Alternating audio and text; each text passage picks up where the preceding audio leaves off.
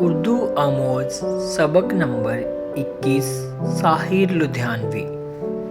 ساحر لدھیانوی کا نام عبدالحی تھا اور ساحر تخلص کرتے تھے۔ آپ 1921 کو لدھیانہ میں پیدا ہوئے۔ والد کا نام چودھری فضل محمد تھا۔ آپ لدھیانہ کے رہنے والے تھے، اسی لیے ساحر لدھیانوی کے نام سے مشہور ہوئے۔ ماں باپ میں لڑائی جھگڑے کی وجہ سے وہ اپنی ماں کے ساتھ رہنے لگے۔ ماں نے آپ کی پرورش اور تعلیم کی ذمہ داری ادا کی۔ دیال سنگھ کالج سے BA کا امتحان پاس کیا۔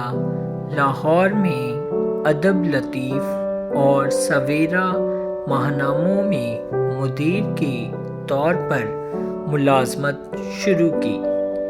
تقسیم وطن کے بعد ان کو مشکل حالات سے گزرنا پڑا۔ روزگار کی تلاش میں بمبئی پہنچے اور فلمی دنیا سے وابستہ ہو گئے۔ ان کے فلمی گیت بہت مشہور ہوئے۔ ان گیتوں میں ادبی چاشنی موجود ہے۔ ساحر لدھیانوی ترقی پسند تحریک کے ایک اہم نظم گو شاعر ہیں۔ ان کی نظموں میں حقیقت پسندی، زبان کی سلاست موجود ہے۔ ان کی شاعری میں غم جاناں کے ساتھ ساتھ غم دورہ کی جھلکیاں بھی ملتی ہیں۔ ساحر انسانیت کی حفاظت اور بیداری کے ہمیشہ خواب بنتے رہے ہیں۔ ان کی یہ کوشش رہی ہے کہ ان کے خوابوں کو حقیقت کا روپ دیا جائے۔ ساحر کی شاعری کے مجموعے تلخیاں، پرچھائیاں، آؤ کہ کوئی خواب بنے اور گاتا جائے بنجارا منظر عام پر آ چکے ہیں۔ ان کی مشہور نظموں میں تاج محل، کسی کو اداس دیکھ کر، کبھی کبھی اور چکلے وغیرہ کے نام لیے جا سکتے ہیں۔ ساحر کی شاعری میں بے حد تلخی ہے۔ یہ تلخی سنگ دل سماج کے خلاف ہے، جس نے اس کو باپ کی زندگی میں بھی یتیم بنائے رکھا۔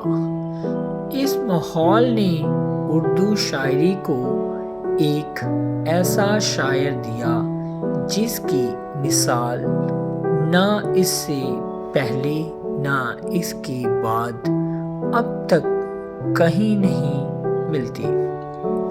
نمونۂ کلام ملاحظہ فرمائیں۔ دنیا نے تجربات و حوادث کی شکل میں جو کچھ مجھے دیا ہے وہ لٹا رہا ہوں میں۔ تو مجھے چھوڑ کر ٹھکرا کے بھی جا سکتی ہے، تیرے ہاتھوں میں میرے ہاتھ ہیں زنجیر نہیں۔ تم نے کتنے سپنے دیکھے، میں نے کتنے خواب بنے، اس دنیا کے شور میں لیکن دل کی دھڑکن کون سنے۔ ساحر 25 اکتوبر 1980 کو اس دنیا سے رخصت ہو گئے۔